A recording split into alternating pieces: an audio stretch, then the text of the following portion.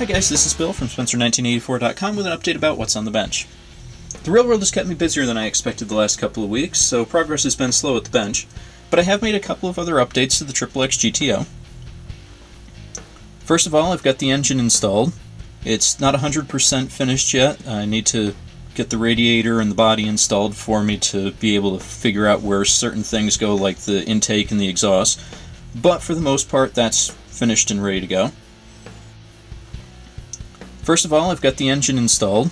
It's not 100% finished yet. I need to get the radiator and the body installed for me to be able to figure out where certain things go, like the intake and the exhaust, but for the most part that's finished and ready to go.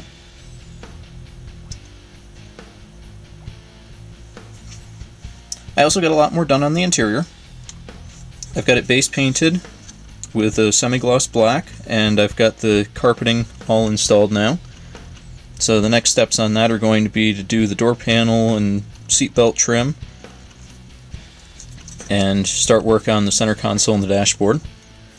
I also have the firewall installed from the 97 Firebird. It's the same kit that I pulled some of the chassis components off of, so that's a nice fit together. Also, since I didn't have a whole lot of time for painting and detail work, I did work on something else that was just kind of a quick, fun aside project.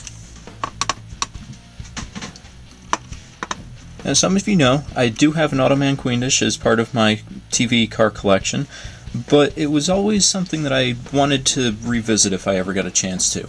I built it out of a straight Tamiya kit, and it turned out okay, but it just wasn't something I was 100% satisfied with. I wanted something a little extra. And I was reminded about the crystal glass paperweights that were a semi-popular item back in the late 80s.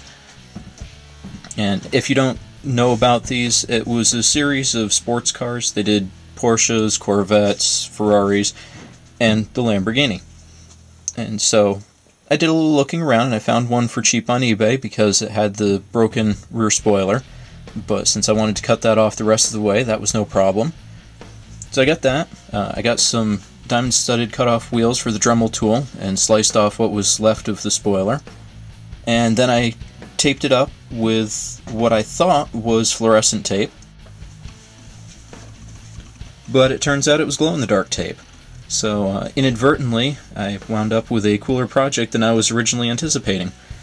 I am very happy with how this turned out now.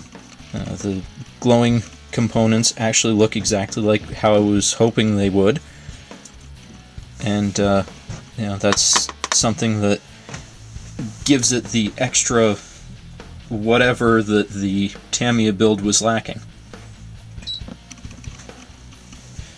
So that's it for this week.